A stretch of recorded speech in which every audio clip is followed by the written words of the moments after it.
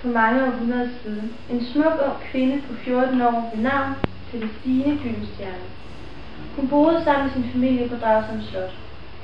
En dag blev hun forelsket i en ung bondedreng, som var langt under hendes stand. En dag blev hun gravid. Dette blev opdaget, hvilket ikke blev set særlig godt på dengang, da det var en stor skilsel for familien. Hvad ville de andre mennesker dog ikke tænke, hvis de fik det at vide? Man blev simpelthen nødt til at gøre noget ved problemet. Forældrene besluttede sig derfor for at sende hende til Slesvig og dræbte den unge bondedreng. For at folk ville sige ordentligt farvel til hende og ikke blive mistroiske, holdte man en afskedsfest for hende. Alt tydede på en forrygende aften. Men så kom middagen.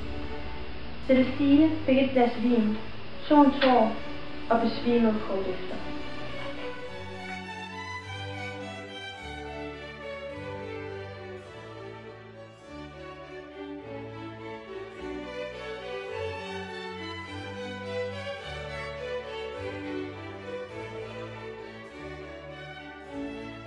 Velkommen, mine herskaber.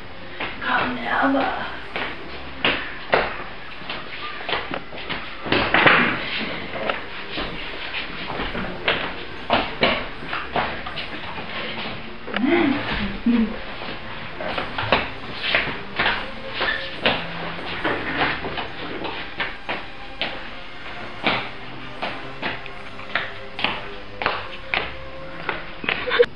Han var lidt mærkelig, var han ikke? Jeg blev sådan lidt skræmt over ham. Ja. Jeg forstår slet ikke, man kan sætte ind til sådan noget. Nej. Ved han er da ikke helt normalt? Nej, det tror jeg bestemt ikke.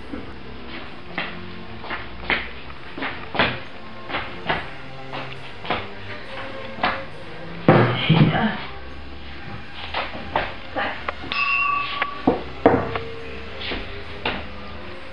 Tusind tak.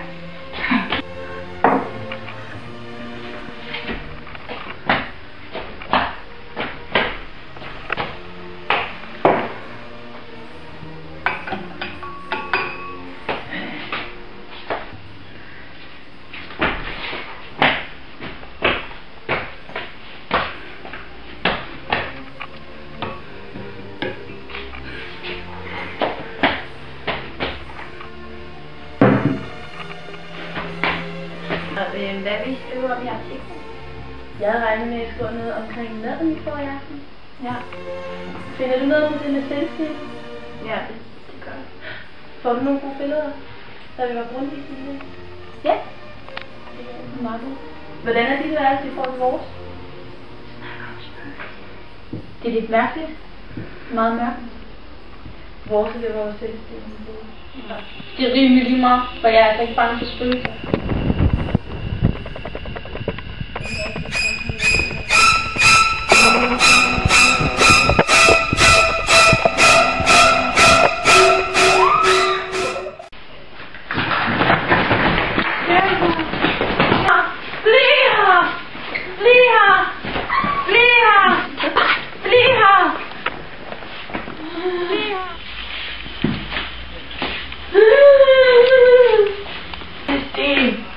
Tager du vores gæster igen?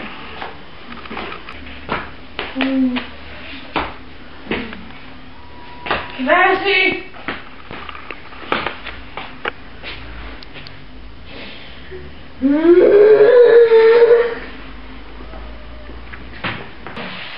Celestines far havde under middagen doseret noget bedøvende i hendes glas den aften, hun skulle til Slesvig. Men hun nåede aldrig til Slesvig, selvom alle troede, hun var der. Hun var faktisk på slottet, muret inde i væggen på en af salene, og hun døde højst sandsynligt kort tid efter af både mad, vand og iltmangel. Hun kunne dårligt nok røre sig. De havde dårligt nok siddet der med den meget trange plads. De skyldige i denne forbrydelse var altså hendes egne forældre. De kunne ikke leve med, at deres datter havde begået sådan en utugt, og med endda med et uægte barn. Det var meget strenge vilkår dengang, og i dag går hun igen på Dragsholm Slot, hvid og bleg, skriger af sorg og vil en dag tage hende.